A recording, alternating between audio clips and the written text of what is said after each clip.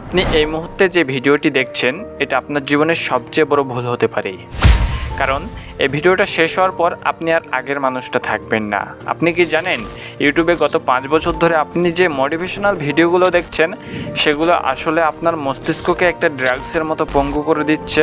হ্যাঁ, ঠিক শুনছেন, আপনি মোটিভেশনের নামে প্রতিদিন বিষ গিলছেন। মানব মস্তিষ্ক বা হিউম্যান ব্রেনকে কোটি কোটি বছর ধরে একটা বিশেষ উদ্দেশ্যে ডিজাইন করা হয়েছে, আর সেটা হলো সার্ভাইভাল বা বেঁচে থাকা। ব্রেন কখনো চায় না আপনি অতিরিক্ত কষ্ট করুন। যখন আপনি কোনো মোটিভেশনাল ভিডিও দেখেন আপনার ব্রেনে হঠাৎ প্রচুর পরিমাণে ডোপামিন হরমোন রিলিজ হয়। আপনার মনে হয় হ্যাঁ, আমি এবার পৃথিবী উল্টে ফেলবো, কিন্তু আসল রহস্যটা এখানেই। আপনি যখন কোনো সফল মানুষের গল্প শোনেন আপনার অবচেতন মন ধরে নেয় যে কাজটা আপনি নিজেই করে ফেলেছেন। একে বিজ্ঞানের ভাষায় বলে ফলস অ্যাচিভমেন্ট সিনড্রোম।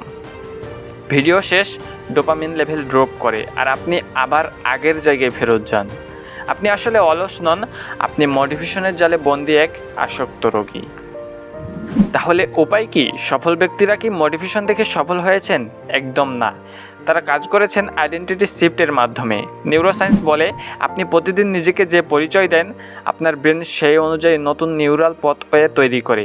আপনি যদি নিজেকে বলেন আমি কাল থেকে 10 ঘন্টা পড়ব, ব্রেন সেটাকে রিজেক্ট করবে। কিন্তু আপনি যদি নিজের পরিচয় বদলে বলেন আমি এমন একজন মানুষ যে প্রতিদিন অন্তত 1 পাতা বই না পড়ে ঘুমাই না, তখন আপনার ব্রেন বাধ্য হয়ে সে অভ্যাসকে আপনার চরিত্রে রূপ দেবে। আজকের পর থেকে মোটিভেশন খোঁজা বন্ধ করুন। মোটিভেশন হলো সস্তা ফুয়েল যা মাঝপথে গাড়ি থামিয়ে দেয়। আপনার দরকার ডিসিপ্লিন আর সঠিক নিউরোলজিক্যাল স্ট্র্যাটেজি।